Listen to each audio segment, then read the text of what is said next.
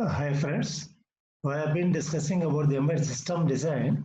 So far we have seen the operating system which has been called as kernel, which has been very essential in the embedded system, which is heart of the computer where it executes most of the functions relevant to the tasks assigned to the system. And kernel is also called as microkernel. It is having the inner core where certain functions have been built in, which has been very essential to do certain tasks. The very first purpose of this is that the scheduling of the CPU and then the memory management and the process management and the protection and other aspects have been covered by the kernel. So therefore, you know the importance of a kernel now. It has been such a important task has been given here for the kernel. The functions has been already discussed at length in the last class, and we have been seeing now today some more events of the kernel which has been pointed out here. So let me see here what it does is the memory management function of an RTOS kernel is slightly different compared to the general purpose operating system. As you know that memory management, when you talk about a memory has been segmented into the blocks. These blocks has been threaded together and which has been termed as the core segment, data segment, stack segment, extra segment. This has to be properly manipulated so that the corresponding data can be entered in data segment, codes can be entered in core segment. Whenever there is necessity for any execution of the program, because more memory, it can go for extra segment. Like that, we can to manipulate the memory management schemes so that the properly and efficient way of using the limited memory available. As you know that the operating system has been receiving the main memory, and where the main memory has been very much limited, therefore very important functions has been built into the microkernel, which takes care of the memory management functions of the real-time application. So therefore here what I want to tell you is that memory allocation time increases depending on the size of the block of memory. Definitely when I say a block is 64K or block is 128K, therefore the size of memory has been increasing depending on the allocation time. Therefore, it has been very precisely seen here that memory management scheme has been such a difficult task in threading the pointers of the memory. As you know that memory address has been going on increasing from 00 to FFFF if it has been a limited memory, and otherwise if you say stack pointer, it has been going from bottommost point to the top level. So therefore, the memory pointer and stack pointer is going to be in opposite direction oriented. So therefore, when you want to manipulate the memory, whether you have to think of a stack segment or you have to think of a memory, and then properly manipulate the pointers to a decreasing and increasing trend so that the block of memory can be accessed and allocated, and it has been such a important task here performed by the kernel. Since the predictable timing and deterministic behavior are the primary focus of RTOS, the RTOS achieves this by compromising the effectiveness of the memory allocation. So what is memory allocation? It is a sequencing of the memory or random memory allocation, or it can be index management like that. So we can have to see the different allocation methods for the memory allocation depending upon the requirement. Mostly we have been thinking of a dynamic memory behavior where it has been accessed randomly so that the accessing time can be minimized by the operating system.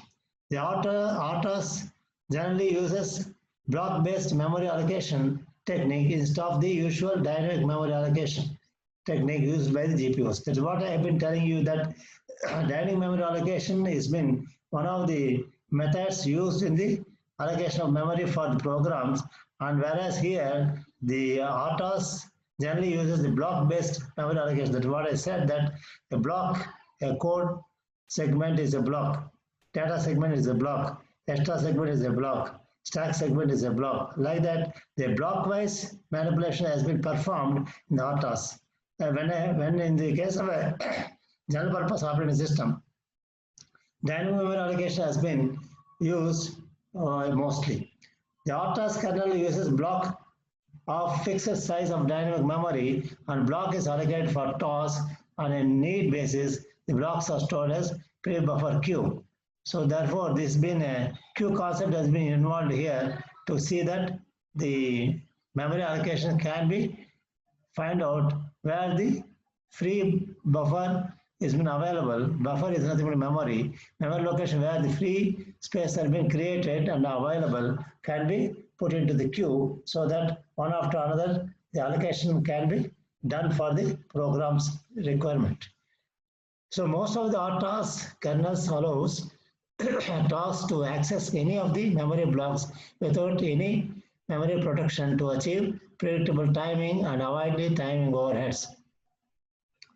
So if you want to access any of the block, the memory protection has been needed here. The data segment and code segment has to be properly demarcated, and we have to see the predictable time of accessing the code segment and the data segment, because first a code segment followed by a data segment followed by extra segment and followed by stack segment. Suppose we say 64K of code segment followed by 64K data segment.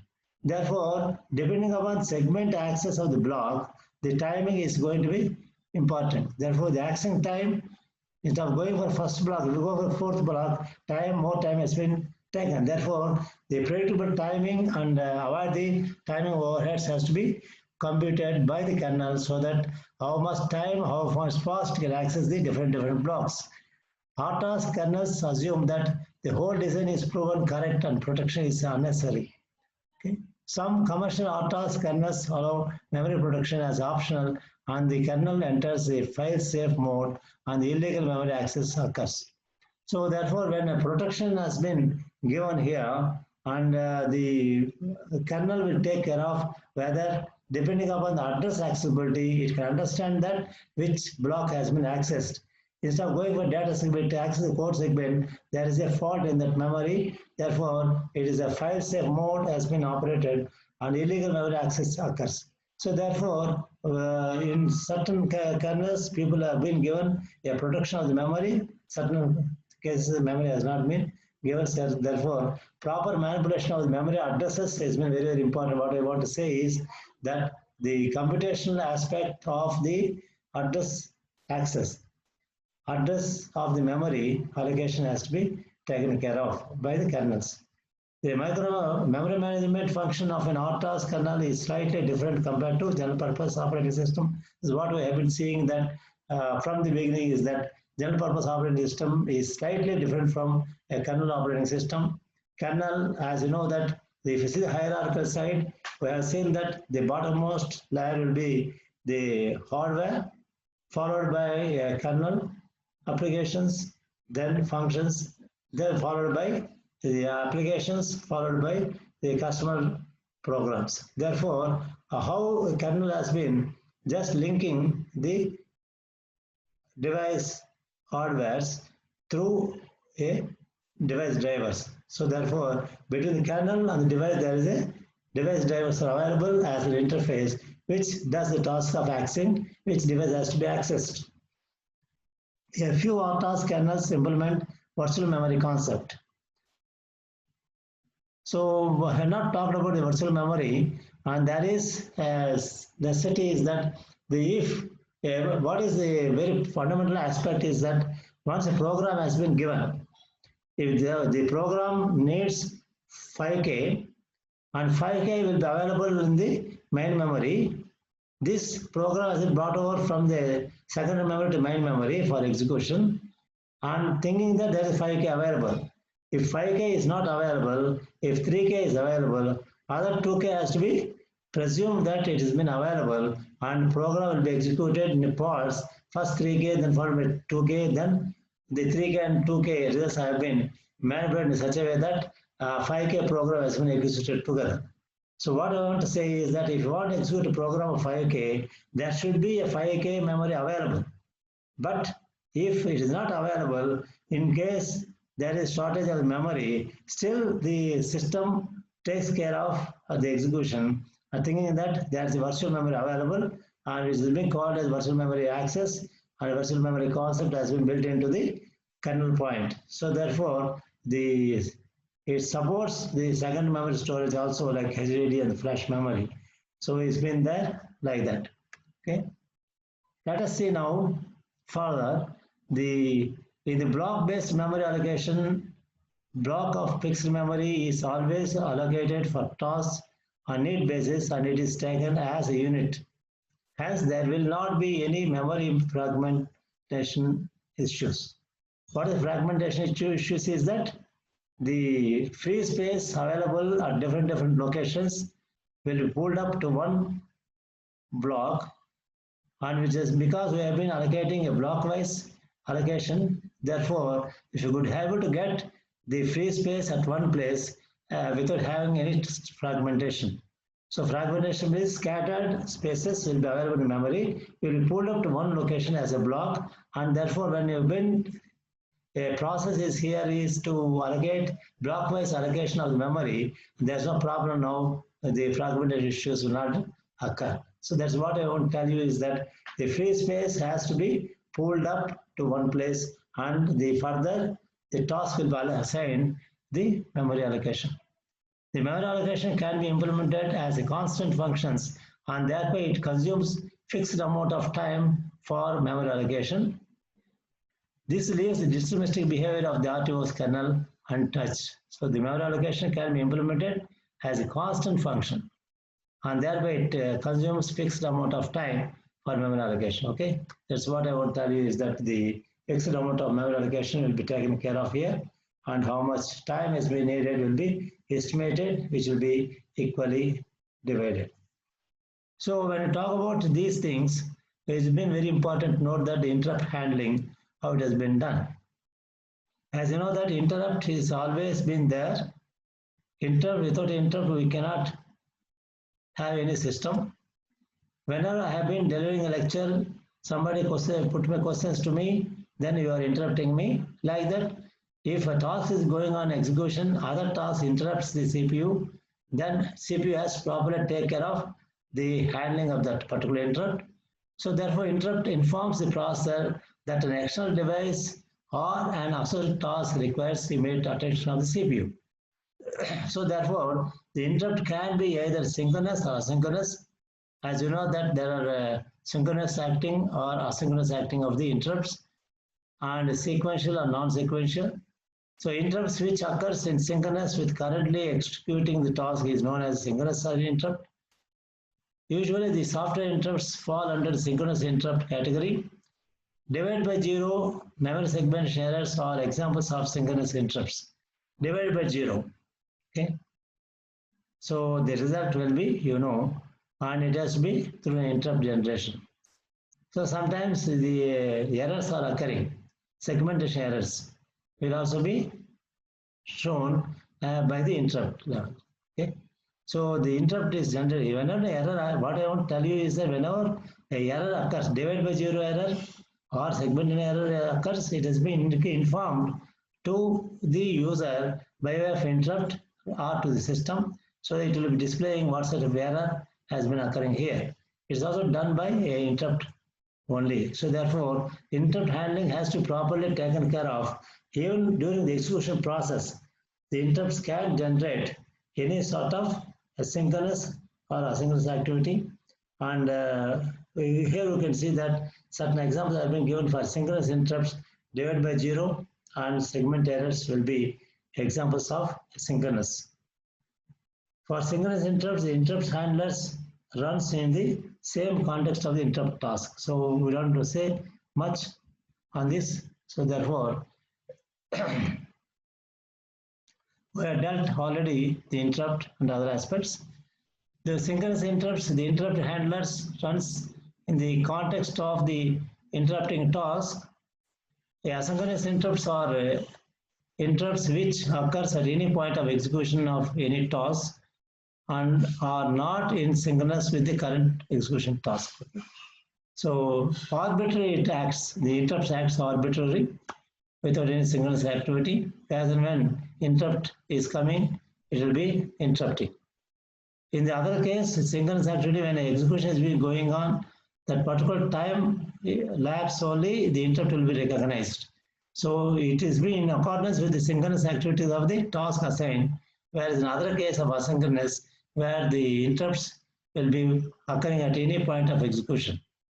The interrupts generated by external devices by asserting the interrupt line of the processor controller to the interrupt line of the device is connected. So I don't tell you here is that how the interrupt has been sensed is that it can be a level interrupts or edge interrupts are available. So therefore, depending upon that, the external interrupts has been recognized and which has been connected to the processor or controller.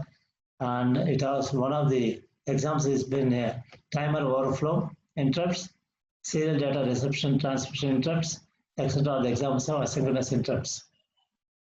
For synchronous interrupts, the interrupt handler is usually written as a separate task depending upon the OS kernel implementation and runs in a asynchronous way. Okay. The interrupt handler is usually written as a separate task in the kernel. So that's what I could see is that a very, very important factor to see that the kernel has been supported like this. Okay. Here, hence a context switch happens while handling the asynchronous interrupts. Context switching has been there. The task to task changeover will take place. Okay, depending on whenever interrupt acts, this has been going on asynchronous interrupt acts. So priority level can be assigned into the interrupt, and each interrupt can be enabled or disabled individually. As you know that any interrupt can have a priority. This priority has been assigned as per the importance of the task assigned. The task determines the interrupt level and which has been important or not unimportant by the CPU. Then it handles the interrupt and it has been enabled or disabled depending upon the necessity of the interrupt to be serviced. Most of the RTOS kernel implements nested interrupts architecture. Suppose I have interrupts in a nested form. I have interrupt generated. That interrupt has been going for another interrupt generation because what you know, interrupt means there is an INTR line. This INTR line has been connected to interrupt controller. Interrupt controller output will be connected to another interrupt of the 8259, another interrupt controller. Like that, it's called as a nested controllers. So therefore, INTR line has been connected to 2 or 3 interrupt controllers in a sequential form and serial form so that it becomes a nested interrupts architecture. So therefore, interrupt nesting allows the preemption of interrupt service routine, ISR, servicing interrupt by higher priority interrupts. So therefore, whenever what I want to tell you here is that in the nested interrupt has been acted in the 4th interrupt controller. It has been routed to third to second to first interrupt, then to ISR line. Then it understands whether the interrupt has been very, very higher priority oriented. Then it removes the task of the execution. This new task will be taken into service. The old task will be suspended for some time till the higher priority interrupt which has been acting here will be serviced. So like that, the interrupt can have a nested interrupt also. Therefore, the interrupts has been connected one after another through interrupt controllers. There will be a cascading of this is called a cascading of the interrupts controllers 1, 2, 3, 4, etc., etc. So that the interrupt controller can also taken care of by the operating system. The interrupt controller gives interrupt generation.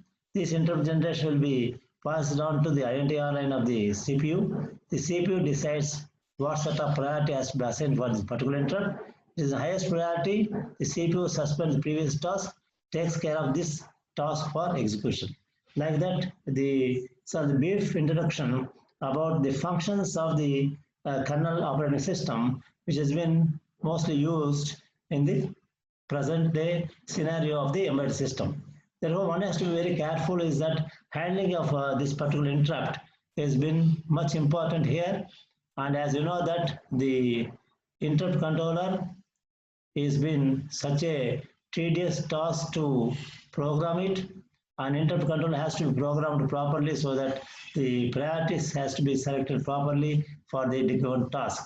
Like that, the interrupt controller has been manipulated and taken care of by the kernel operating system in most of the embedded systems. Thank you.